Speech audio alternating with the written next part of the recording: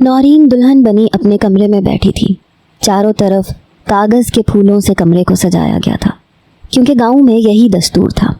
نورین اس کو خوبصورت اور سادہ سے کمرے کو چور سی نگاہوں سے دیکھتی اور پھر اپنے ہی گھونگھٹ میں چھپ جاتی۔ اس کی معصومیت اس کے چہرے پہ پوری طرح نظر آ رہی تھی۔ دل میں ارمانوں کے دیپ جل رہے تھے اور وہ آنے والے خوبصورت لمحوں کی منتظر تھی۔ کچھ ہی دیر میں کمرے کا دروازہ کھلا اور اس کی نند اندر چلی آئی۔ اپنی نند کو دیکھ کے وہ مزید اپنے آپ میں سمٹ گئی۔ بھابھی بالکل بھی پریشان نہیں ہوئیے گا، کسی چیز کی ضرورت ہو تو آپ بس ایک آواز دے دینا، بھائی ذرا رشتہ داروں کو کھانا کھلا رہے ہیں، پھر وہ خود ہی کمرے میں آ جائیں گے۔ نور کی نند نے اس کے خوبصورت گلاب جیسے چہرے کو اپنی ہتھیلی میں لیا اور پھر محبت سے کہنے لگی، آج تو میرے بھائی کے ہوش ہی اڑ جائیں گے۔ یہ سن کے نورین اور بھی شرم سے نظریں چرا گئی۔ نورین کی نند باہر گئی اور پھر کچھ ہی دیر بعد اس کا شوہر زبیر کمرے میں چلا آیا۔ زبیر نے آتے ہی کمرے کے دروازے کو کنڈی چڑھائی اور جوتے اتارتا نورین کے پاس بستر پہ آ کے بیٹھ گیا۔ نورین ابھی بھی پوری طرح گھونگھٹ میں چھپی ہوئی تھی۔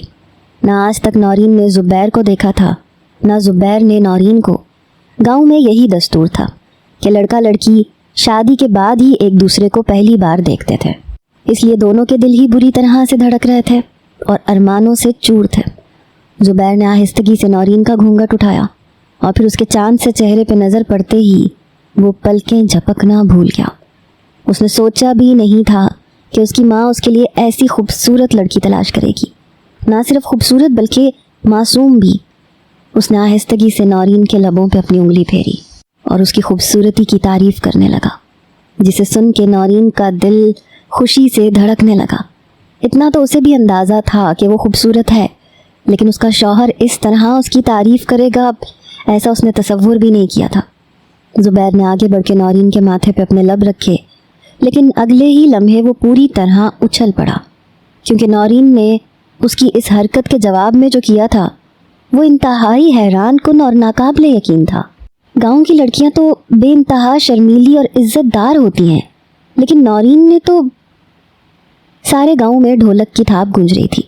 خدا بخش کی بیٹی نورین کی شادی تھی، سارا گاؤں خوشی سے جھوم رہا تھا۔ گاؤں میں کسی کے بھی گھر شادی ہوتی تو سبھی لوگ اس خوشی میں شامل ہونے پہنچ جاتے تھے۔ نورین کو بھی پیلا جوڑا پہنا کے مائیوں بٹھا دیا گیا تھا۔ گاؤں کی ساری ہی لڑکیاں نورین کی سہیلیاں تھیں، سبھی اس کے پاس چلی آئیں۔ کوئی ڈھولک بجاتا، کوئی ڈھولک کی تھاپ پہ رقص کرتا۔ نورین کے چہرے پہ خوشی اور مسکراہٹ تھی۔ اس کی بہن فرزانہ اس کے پاس ہی بیٹھی تھی، لیکن نہ وہ ڈھولک بجا رہی تھی نہ رقص کر رہی تھی، بلکہ وہ بہت جلدی جلدی اپنے ہاتھ چلا کر ایک کپڑے پر دھاگے سے کچھ کڑھائی میں مصروف تھی۔ نورین نے بڑی بہن فرزانہ کو کڑھائی کرتے دیکھا تو ناراضگی سے بولی، باجی میں مائیوں بیٹھی ہوں اور تمہارا یہ کڑھائی کا شوق ختم نہیں ہو رہا ہے، تم بھی کچھ گیت گاؤ نا۔ نورین کی بات سن کے فرزانہ نے مسکرا کے اسے دیکھا اور گلے لگا کے بولی، میری پیاری بہن یہ تمہارے لیے ہی تو کر رہی ہوں۔ میں چاہتی ہوں جب تم شادی ہو کے دوسرے گاؤں جاؤ تو میرے ہاتھ سے بنی ہوئی یہ شال اپنے ساتھ لے کے جاؤ، تاکہ تمہیں وہاں ہماری جب بھی یاد آئے تو تم اس شال کو پہن لو، پھر تمہیں گھر کی یاد نہیں آئے گی۔ فرزانہ نے محبت سے نورین کے ماتھے کو چوما تو نورین اور فرزانہ کی ماں کی آنکھوں میں آنسو آ گئے۔ دونوں بہنوں کی محبت دیکھ کے وہ کہنے لگی، دیکھو نورین، بڑی بہن تم سے کتنی محبت کرتی ہے، تمہاری خاطر دن رات اپنی آنکھیں دکھا رہی ہے تاکہ جلدی جلدی یہ شال پوری بن جائے اور تمہیں اس شال سے بہن کی خوشبو آتی رہے اور گھر کی یاد نہ ستائے۔ ماں کی بات سن کے نورین نے خوشی سے بہن کی بنی شال کی طرف دیکھا، جو واقعی بہت منفرد ڈیزائن کی تھی۔ فرزانہ نے مسکرا کے اگلا ٹانکا بنانا شروع کیا تھا اور نورین رقص کرتی ہوئی لڑکیوں کو دیکھ کے مسکرانے لگی تھی۔ اپنا ہی گھر چھوڑنا بہت مشکل کام ہوتا ہے، اور نورین تو ویسے بھی گھر میں چھوٹی تھی، اس کے لیے رخصت ہونا بہت ہی زیادہ کٹھن مرحلہ تھا۔ آنکھوں میں آنسو چھپاتی وہ بس گاؤں کی لڑکیوں کو خوش ہوتا دیکھ رہی تھی اور ساتھ ہی اپنی آنے والی زندگی کو لے کے دل ہی دل میں دعا گو تھی کہ سب کچھ اچھا ہو۔ دراصل نورین کی شادی برابر والے گاؤں کے مستری کے بیٹے زبیر سے ہو رہی تھی، جو شہر سے پڑھ لکھ کے آیا تھا اور اب گاؤں کے چودھری کے گھر منشی کے طور پہ کام کرتا تھا۔ اس کی تنخواہ بہت اچھی تھی، گھر بار بھی ٹھیک بنا ہوا تھا، لیکن زبیر کا رشتہ فرزانہ کے لیے نہیں بلکہ نورین کے لیے آیا تھا۔ ویسے ان کے گاؤں میں یہ رواج تھا کہ پہلے بڑی بیٹی کی ہی شادی کی جاتی تھی، لیکن زبیر کی اچھی نوکری اور پڑھائی لکھائی دیکھ کے نورین اور فرزانہ کے باپ نے انکار کرنا مناسب نہ سمجھا۔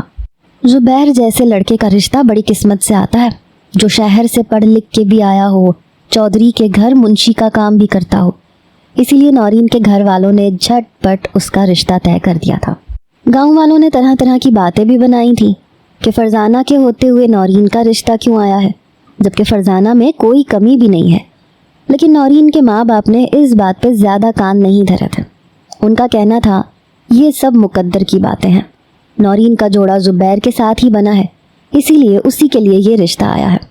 نورین کے باپ کی بات پہ گاؤں والے بھی خاموش ہو گئے، اور اب نورین جلد ہی زبیر کی بیوی بن کے دوسرے گاؤں رخصت ہونے والی تھی۔ ساری رات یوں ہی جشن چلتا رہا۔ پنڈ میں شادی دن کے وقت ہوتی ہے، اسی لیے فجر کی نماز پڑھ کے وہ سب سونے لیٹ گئے، لیکن فرزانہ سونے نہ لیٹی، بلکہ تیزی سے اپنے کام میں مصروف رہی۔ نورین نے بہن کو جاگتے دیکھا تو کہنے لگی، بات جی 1-2 گھنٹے کی نیند لے لو، پھر تو کام کاج میں ہی مصروف رہنا ہے۔ فرزانہ نے انکار کیا، کہنے لگی، نہیں میری پیاری بہن، مجھے جلد ہی یہ شال مکمل کرنی ہے، تم آرام سے سو جاؤ۔ وہ سب سے الگ تھلگ ایک کونے میں بیٹھ کے کڑھائی کرتی رہی۔ فرزانہ کو بچپن سے ہی کڑھائی کا بہت شوق تھا۔ وہ اکثر اوقات گاؤں کے کسی نہ کسی درخت کے نیچے اکیلے بیٹھی کڑھائی کا کام کرتی رہتی تھی۔ اس کے ہاتھ کی چیزیں شہر میں کچھ لوگ لے جا کے فروخت بھی کرتے تھے، جس سے وہ پیسے بھی کما لیا کرتی تھی۔ البتہ نورین کو ان چیزوں کا شوق نہیں تھا۔ اس نے گاؤں میں ہی بنے ہوئے اسکول سے مڈل پاس کی تھی، اور شاید یہی وجہ تھی کہ زبیر کا رشتہ اس کے لیے آیا تھا، کیونکہ وہ 8ویں جماعت پاس تھی، جبکہ فرزانہ نے کبھی اسکول کی شکل نہیں دیکھی تھی۔ دن تیزی سے گزرا۔ دوپہر کے 2 بجے دھوم دھام سے نورین کی بارات آ گئی۔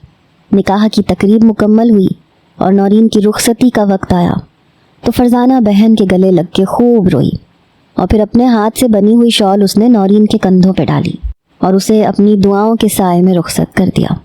بہن اور ماں کی محبت سمیٹتے نورین اپنے پیا کے گھر پہنچ گئی، جہاں اس کے شوہر زبیر نے بہت محبت سے اسے اپنی زندگی میں جگہ دی۔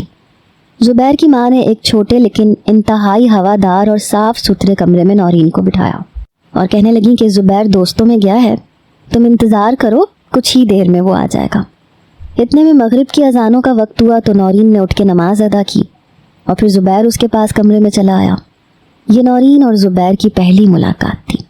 اس نے گھونگھٹ کے اندر سے چھپ کے زبیر کی جانب دیکھا تو حیران رہ گئی تھی۔ وہ انتہائی لمبا چوڑا گھبرو نوجوان تھا، کشادہ پیشانی، چہرے کی رنگت اتنی نکھری ہوئی کہ نورین کو خود بخود اپنی قسمت پہ رشک آنے لگا۔ پھر زبیر اس کے پاس آ کے بیٹھا، اس کا ہاتھ تھاما، منہ دکھائی میں اسے ایک خوبصورت چاندی کی انگوٹھی دیتے ہوئے کہنے لگا کہ جو کچھ بھی میرے پاس ہے وہ سب تمہارا ہے۔ زبیر نے اس کا گھونگھٹ اٹھایا، اس کی خوبصورتی کی تعریف کرنے لگا۔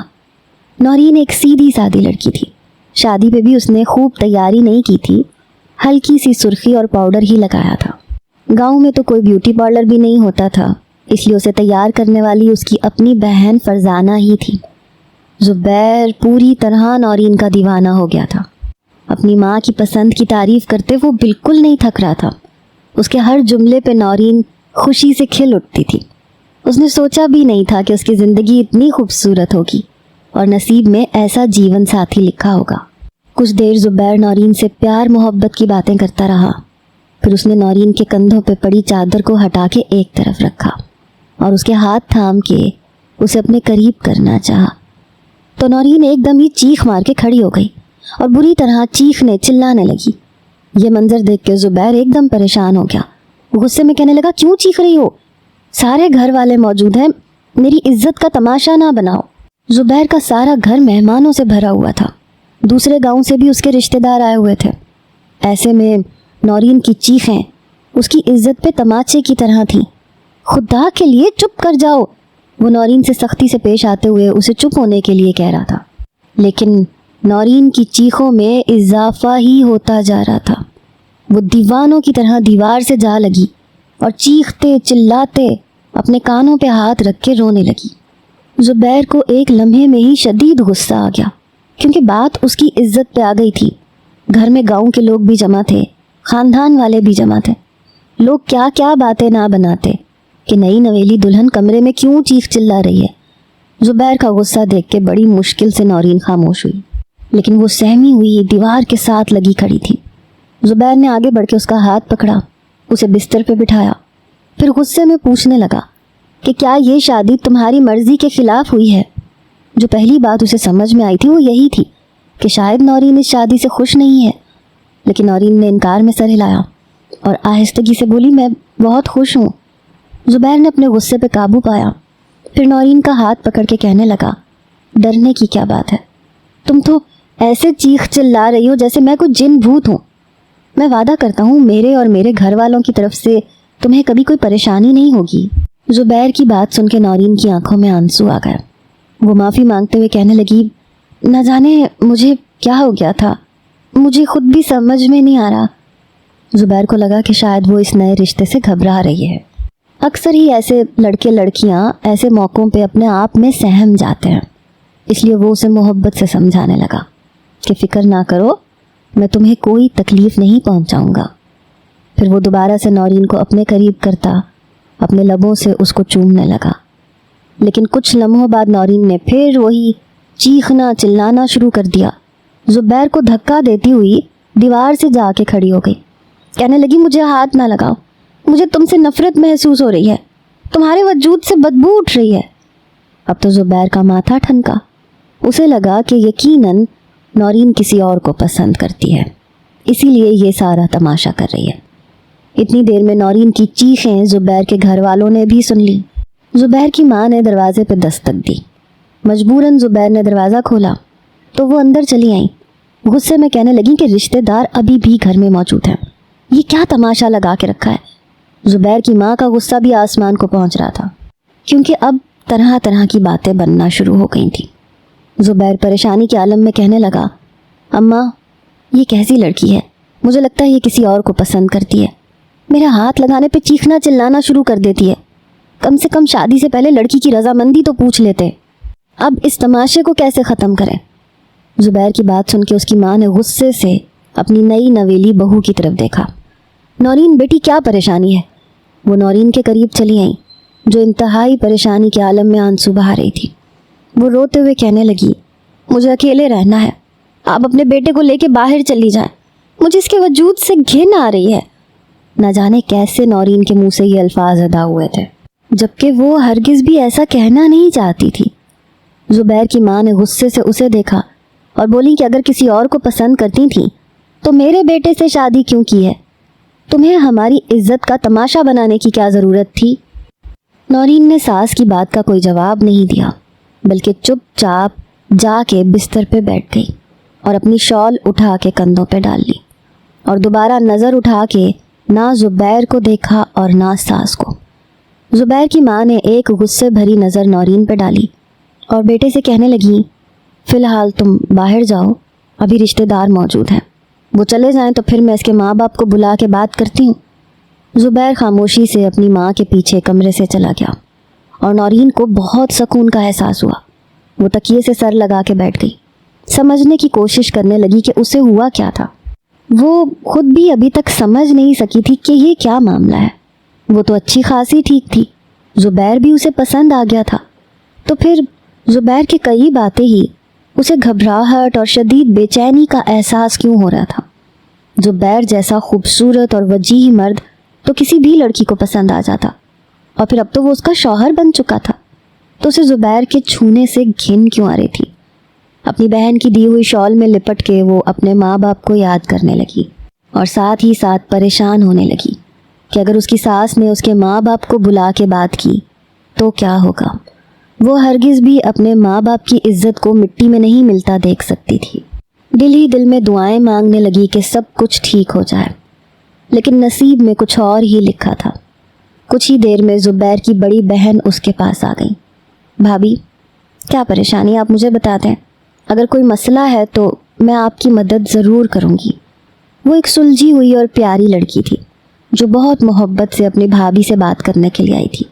اپنی نند کی ہمدردی پا کے نورین رونے لگی، کہنے لگی، مجھے نہیں معلوم کہ کیا مسئلہ ہے، لیکن زبیر نے مجھے ہاتھ لگایا تو ایسے لگا جیسے میرے جسم میں کرنٹ دوڑ گیا ہو، اس کے چھونے سے مجھے گھن آنے لگی اور مجھے بہت شدید گھبراہٹ کا اور بے چینی کا احساس ہو رہا تھا، لیکن جیسے ہی زبیر کمرے سے باہر گئے تو مجھے سکون آ گیا۔ نورین کی بات سن کے زبیر کی بہن حیران رہ گئی، پھر کہنے لگی آپ پریشان نہ ہو، سب کچھ ٹھیک ہو جائے گا، شاید تھکن کی وجہ سے ایسا ہو رہا ہے، آپ آج رات سکون سے سو جائیں، بھائی آپ کے کمرے کے پاس نہیں آئیں گے۔ زبیر کی بہن نے اسے تسلی دی، اسے بستر پہ لٹا کے اس کے اوپر وہی شال ڈال دی جو اس کی بہن نے شادی کے تحفے کے طور پہ اسے کڑھائی کر کے دی تھی۔ کچھ ہی دیر کے بعد نورین کو نیند آ گئی، وہ ساری رات سکون سے سوئی۔ اگلی صبح اس کی آنکھ کھلی تو کچھ ہی دیر بعد زبیر کمرے کا دروازہ کھول کے اندر چلا آیا۔ زبیر کو دیکھتے ہی اس کے وجود میں پھر سے بے چینی پیدا ہو گئی۔ وہ اٹھ کے بیٹھ گئی، پریشانی سے زبیر کی طرف دیکھنے لگی۔ زبیر نے اس کی طرف ایک نظر بھی نہیں ڈالی، الماری کھولی، اپنا ایک جوڑا نکالا اور پھر واپسی کے لیے پلٹ گیا۔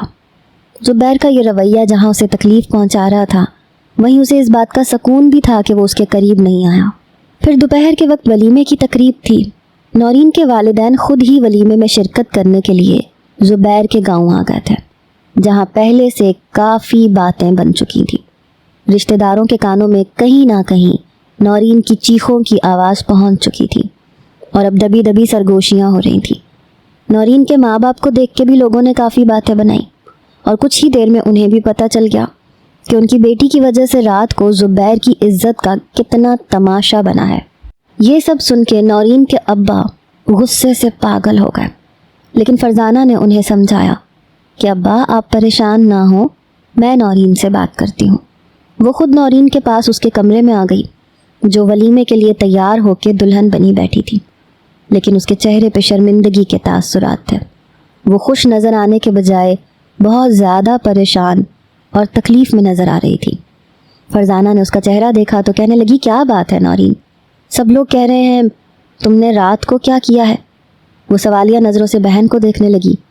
نورین نے فرزانہ کو دیکھا تو آنسو بہاتے ہوئے اس کے گلے لگ گئی اور رات والی ہر بات بڑی بہن کو بتا دی۔ ساری بات سن کے فرزانہ بولی کیا تمہیں زبیر پسند نہیں آیا؟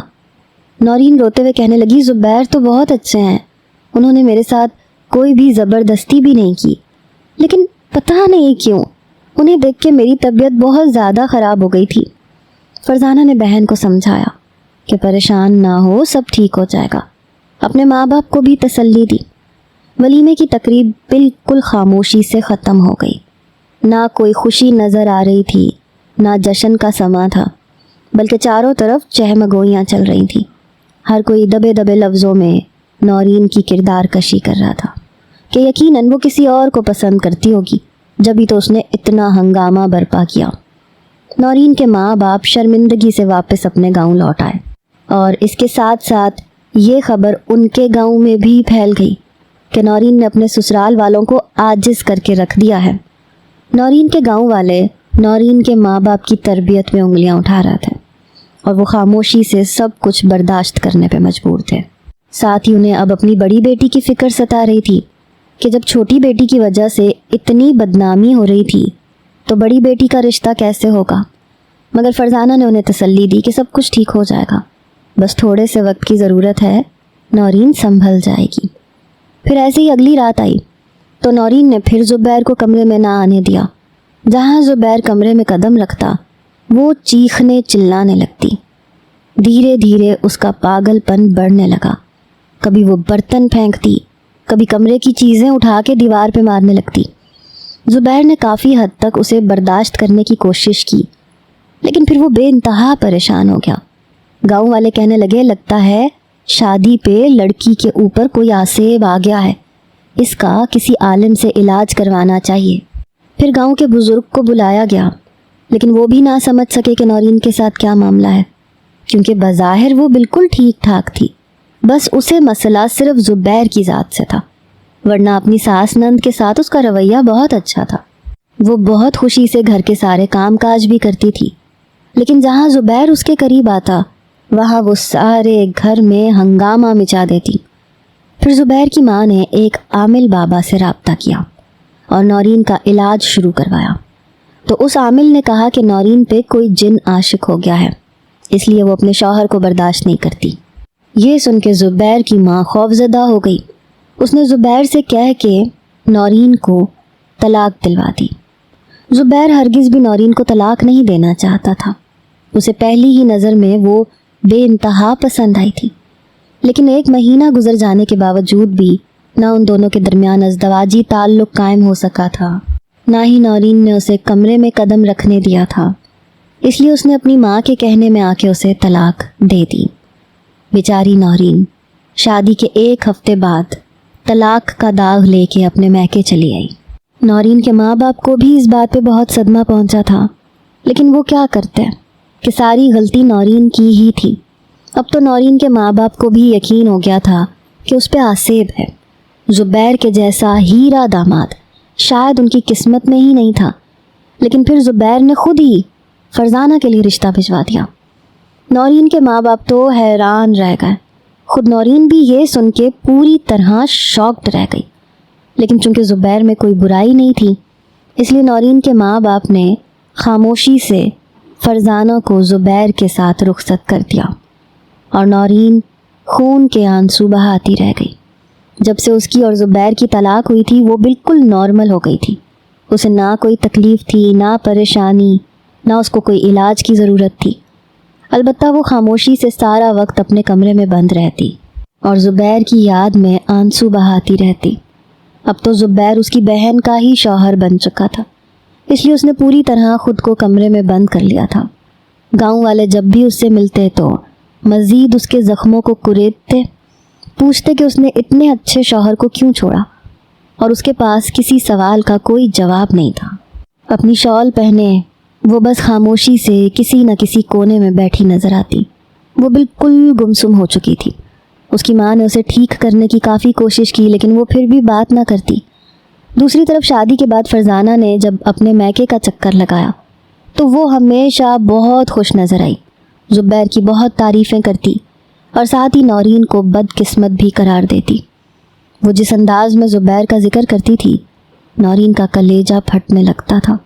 جس شخص کے ساتھ وہ پوری زندگی گزارنے کا خواب دیکھ رہی تھی، وہ شخص آج اس کی بہن کا سہاگ بن چکا تھا، اور اس کے حصے میں سوائے تنہائی کے کچھ نہیں آیا تھا۔ اپنی تمام خوبصورتی اور اچھائی کے ساتھ وہ بالکل اکیلی رہ گئی تھی۔ دوسری طرف فرزانہ نہ صرف خوش تھی بلکہ وہ اس خوشی کا اظہار کرتے بھی تھکتی نہیں تھی۔ شادی کے بعد فرزانہ نے کڑھائی کا کام بھی چھوڑ دیا تھا۔ وہ بس زبیر کے ساتھ اپنی زندگی میں خوش اور مگن ہو گئی تھی۔ پھر فرزانہ حاملہ ہو گئی اور تیزی سے دن گزرنے لگے۔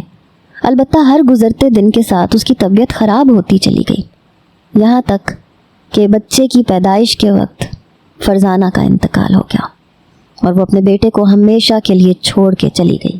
یہ سب کیسے ہوا کسی کو کچھ سمجھ میں نہیں آیا، کیونکہ فرزانہ کے پاس نارمل طریقے سے بچہ پیدا ہوا تھا اور بظاہر کوئی پیچیدگی بھی نہیں تھی۔ دائی خود بھی حیران تھی کہ فرزانہ کا انتقال کیسے ہو گیا۔ یہ ایک نارمل سا کیس تھا جس میں کسی بھی طرح کا کوئی ایسا مسئلہ نہیں تھا کہ فرزانہ کی جان کو نقصان پہنچتا۔ بیچارہ زبیر تو دکھ اور پریشانی سے رو رو کے بے حال ہو گیا۔ اسے فرزانہ سے محبت ہو گئی تھی اور اب فرزانہ اس کی زندگی میں نہیں رہی۔ لیکن فرزانہ کی تدفین کے وقت ایک عجیب سا واقعہ رونما ہوا۔ جہاں جہاں گورکن قبر کی کھدائی کرتا، وہاں وہاں سے سانپ اور بچھو نکل کے آتے۔ گورکن نے ایک کے بعد ایک نہ جانے کتنی قبریں کھود ڈالی، لیکن کوئی بھی جگہ ایسی نہ ملی جہاں فرزانہ کی تدفین ہو پاتی، اور پھر بڑی مشکل سے ایک سانپ اور بچھو اگلتی قبر میں ہی فرزانہ کی تدفین کرتی گئی۔ اس سارے ماجرے نے سارے گاؤں کو ہی پریشان کر دیا تھا۔ خود زبیر بھی بہت زیادہ پریشان تھا۔ کوئی نہیں جانتا تھا کہ ایسا کیوں ہوا ہے، جبکہ فرزانہ ایک انتہائی نیک اور شریف لڑکی تھی۔ پھر آخر اس نے ایسا کیا کیا تھا کہ اس کی قبر نے اسے قبول کرنے سے ہی انکار کر دیا تھا؟ اور یہی وہ بات تھی جس کی کھوج کرتے ہوئے زبیر فرزانہ اور نورین کے گھر چلا آیا۔ نورین کی ماں تو یہ سن کے ہی صدمے میں آ گئی تھی، لیکن اسے بھی معلوم نہیں تھا کہ اس کی بیٹی نے کیا کیا ہے، نہ ہی نورین کو کسی بات کا علم تھا۔ لیکن زبیر کو اس بات کا یقین تھا کہ کوئی نہ کوئی بات ضرور ہے جس کی وجہ سے یہ سارا معاملہ پیش آیا ہے، مگر اسے اپنے سوال کا کہیں کوئی جواب نہ ملا۔ ایسے ہی مہینہ گزر گیا زبیر کے لیے بچے کو سنبھالنا مشکل ہوا تو اس نے بچہ لا کے نورین کی ماں کی گود میں ڈال دیا۔ نورین نے خود اس بچے کو اپنی گود میں لے لیا، اسے سنبھالنے لگی۔ جتنی محبت وہ فرزانہ سے کرتی تھی اتنی محبت وہ اس بچے سے کرنے لگی۔ ویسے بھی اس کی زندگی میں کوئی نہیں رہا تھا، ہر کوئی یہی سمجھتا تھا کہ اس پہ آسیب ہے، اسی لیے گاؤں کی لڑکیاں بھی اس کے آس پاس نہیں آتی تھی۔ پھر 6 مہینے گزرے تو فرزانہ کی پکی سہیلی شبنم ان کے گھر ملنے کے لیے چلی آئی۔ شبنم اور فرزانہ نے بچپن سے لے کے جوانی تک کا وقت ایک ساتھ گزارا تھا، لیکن نورین کی شادی کے تیسرے دن وہ شادی ہو کے شہر چلی گئی تھی اور اس کے بعد وہ اب گاؤں لوٹی تھی۔ اسے اپنی دوست کی موت کا سن کے بہت دکھ تھا۔ وہ تعزیت کرنے کے لیے نورین اور اس کی اماں کے پاس آئی۔ فرزانہ کو یاد کرتے کرتے نورین کی اماں نے شبنم کے سامنے اس کی تدفین والے واقعے کا ذکر کر دیا اور شبنم سے پوچھنے لگی کہ بیٹی کیا تجھے معلوم ہے میری بیٹی نے ایسا کون سا گناہ کیا جو مٹی نے اسے قبول کرنے سے انکار کر دیا؟ مجھے بہت ڈر لگتا ہے، نہ جانے میری بیٹی کیسی ہوگی۔ میں چاہتی ہوں کہ اگر تجھے کوئی بات معلوم ہے تو مجھے بتا دے تاکہ میں اس کی مغفرت کے لیے کچھ کر سکوں۔ سارا ماجرا سن کے شبنم زار و قطار رونے لگی اور پھر اس نے ایک ایسے سچ کا خلاصہ کیا جسے سن کے سب ہی ہکا بکا رہ گئے۔ وہ روتے ہوئے کہنے لگی، خالہ آپ کو پتہ ہے کہ فرزانہ کڑھائی کا کام بہت شوق سے کرتی تھی، ہر کسی کو اس کے ہاتھ کی کڑھائی بہت پسند تھی، لیکن پھر ایک دن اس نے اپنے اسی کام کو غلط مقصد کے لیے استعمال کیا۔ یہ کہہ کے شبنم نے اپنے آنسو صاف کیے، کہنے لگی کہ جب زبیر کا رشتہ نورین کے لیے آیا تو یہ بات فرزانہ کو برداشت نہیں ہوئی۔ وہ گھر کی بڑی بیٹی تھی، وہ خوبصورت تھی، لیکن زبیر کے گھر والوں نے نورین کا انتخاب کیا۔ اس بات پہ فرزانہ کو بہت شدید غصہ آیا۔ نورین چھوٹی تھی اس لیے آپ لوگ بھی اس سے بہت محبت کرتے تھے اور وہ ہمیشہ سے اس بات کو محسوس کرتی تھی کہ نورین کو ہمیشہ ہر جگہ ایک خاص حیثیت ملتی ہے، اور پھر زبیر کے رشتے نے جلتی پہ تیل کا کام کیا، یہاں تک کہ اسے نورین سے نفرت کا احساس ہونے لگا۔ اسے لگتا تھا کہ زبیر پہ اس کا حق ہے جو نورین نے زبردستی اس سے چھین لیا ہے۔ وہ گھر کی بڑی بیٹی تھی اس لیے یہ رشتہ اس کے لیے آنا چاہیے تھا۔ وہ دن رات سوچنے لگی کہ کس طرح اس رشتے کو اپنے حق میں کر لے، اس لیے وہ ایک دن خاموشی سے گاؤں کے باہر بنی اس کٹیا پہ گئی جہاں ایک بوڑھا عامل رہتا تھا۔ اس سے مدد مانگی کہ کسی طرح زبیر کی زندگی سے نورین کو دور کیا جا سکے۔ اس بوڑھے عامل نے فرزانہ کو کالے جادو کے کچھ منتر بتائے اور کہا کہ وہ کسی کپڑے پہ گرہ لگا لگا کے وہ منتر پڑھتی جائے اور پھر وہ کپڑا اگر نورین اپنے کندھوں پہ ڈال لے تو اس پہ جادو ہو جائے گا اور نورین کبھی بھی زبیر کو اپنے قریب نہیں آنے دے گی اور اس طرح ان کا رشتہ ختم ہو جائے گا۔ یہ سن کے فرزانہ بہت خوش ہوئی، اس نے وہ منتر سیکھ لیے اور پھر نورین کی شادی سے پہلے ہی اس نے ایک شال بنانی شروع کی جس کی ہر گرہ پہ وہ کالے جادو کے منتر پڑھتی اور پھر گرہ لگاتی جاتی۔ میں نے اسے یہ کام کرنے سے بہت روکنا چاہا لیکن اس نے مجھے اپنی قسم دی اور مجھے خاموش کروا دیا۔ ویسے بھی مجھے اس عامل بابا پہ کوئی خاص یقین نہیں تھا، اس لیے میں نے بھی اس بات کو اتنا زیادہ سیریس نہیں لیا۔ مجھے لگا کہ بس یہ سب ایسی جھوٹی باتیں ہیں، وہ عامل پیسے بٹورنے کے لیے یہ سب کچھ کر رہا ہے، کیونکہ اس نے فرزانہ سے ایک اچھی خاصی رقم لی تھی اور پھر اسے یہ عمل سکھایا تھا۔ پھر شادی کے تحفے کے نام پہ اس نے وہی شال نورین کو دے دی اور اسی وجہ سے نورین اور زبیر کی شادی ٹوٹ گئی۔ اور پھر فرزانہ نے جادو کے ذریعے سے زبیر کا رشتہ اپنے لیے منگوایا اور پھر وہ خود زبیر کی دلہن بن کے چلی گئی، لیکن وہ یہ بات بھول گئی کہ کالے جادو کرنے والے عامل بابا نے اس سے کہا تھا کہ جو کالا جادو کرتا ہے وہ کبھی بچے کی خوشی نہیں دیکھ سکتا، یا تو اس کا بچہ مر جاتا ہے یا پھر وہ خود مر جاتا ہے۔ لیکن فرزانہ نے اس بات پہ توجہ نہیں دی۔ اس وقت وہ صرف نورین سے حسد اور زبیر کی محبت میں مبتلا تھی، اس لیے اس نے یہ بات بھلا دی کہ اسے بچہ نہیں کرنا، اور اس عامل کی بات سچ ثابت ہوئی۔ فرزانہ خود ہی اس دنیا سے چلی گئی۔ شبنم نے ساری بات نورین اور اس کی اماں کو کہہ سنائی تھی، لیکن اسی وقت زبیر بھی وہاں آ گیا تھا۔ وہ اپنے بچے سے ملنے آیا تھا۔ اس نے شبنم کی ساری بات سن لی تھی اور وہ بالکل حیران رہ گیا تھا۔ اسے تو یقین ہی نہیں آیا تھا کہ فرزانہ اتنی گھٹیا حرکت بھی کر سکتی ہے۔ وہ تو فرزانہ کا غم مناتا تھا، لیکن وہی فرزانہ اس کی بربادی کا سبب نکلی۔ وہ نورین سے معافی مانگنے لگا کہ اس نے نورین کے ساتھ انجانے میں زیادتی کر دی اور اسے طلاق دے بیٹھا، لیکن اس میں قصور زبیر کا بھی نہیں تھا، اس لیے نورین نے اسے معاف کر دیا۔ پھر فرزانہ کے ماں باپ نے ایک عالم سے رابطہ کیا، فرزانہ کی مغفرت کے لیے دعا کروائی، لیکن عالم صاحب نے کہا کہ جو شخص کالا جادو کرتا ہے وہ دائرہ اسلام سے خارج ہو جاتا ہے، اس لیے فرزانہ کے حق میں کی گئی دعا شاید کبھی قبول نہ ہو۔ یہ سن کے نورین اور اس کی ماں کو بہت تکلیف پہنچی، لیکن اب کیا ہو سکتا تھا؟ فرزانہ نے غصے اور ضد میں یہ غلط راستہ خود چنا تھا۔ کاش وہ ایسا کرنے کے بجائے اپنے ماں باپ سے بات کرتی تو نورین کا رشتہ زبیر سے پکا نہ ہوتا۔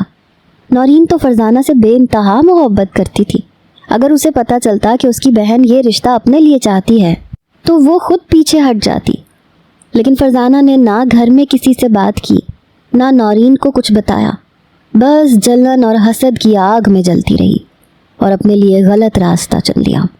اگر فرزانہ اپنی ماں یا بہن میں سے کسی کو بتا دیتی تو فرزانہ کے گھر والے اس رشتے کے لیے انکار کر دیتے، مگر فرزانہ نے اپنی دنیا اور آخرت دونوں کالے جادو کے ذریعے خراب کر لی۔ نورین کے گھر والوں نے ایک صحیح عامل کو تلاش کر کے اس کالے جادو کا توڑ کروایا، اور پھر زبیر کے توسط سے ہی نورین کا بہت اچھی جگہ رشتہ ہو گیا۔ وہ رخصت ہو کر گئی تو ساتھ ہی فرزانہ کے بیٹے کو بھی اپنے ساتھ لے گئی، کیونکہ وہ بچہ نورین کو ہی اپنی ماں سمجھتا تھا، نورین کے بغیر بالکل نہیں رہ سکتا تھا۔ نورین کی زندگی مکمل ہو گئی تھی، اسے ایک بار پھر محبت کرنے والا شوہر مل گیا تھا اور ساتھ ہی اولاد کی خوشی بھی، مگر فرزانہ کے پاس کچھ نہیں بچا۔ جو لوگ کالا جادو کرتے ہیں وہ نہ کبھی اس دنیا میں خوشی حاصل کر سکتے ہیں اور نہ ہی آخرت میں ان کا کوئی مقام ہوگا، بلکہ وہ دائرہ اسلام سے خارج ہو جائیں گے۔ اس لیے کبھی کالے جادو کے چکر میں نہ پڑیں۔ یہ سب کر کے نہ آپ کسی کی خوشیاں چھین سکتے ہیں اور نہ اپنی جھولی میں خوشیاں ڈال سکتے ہیں۔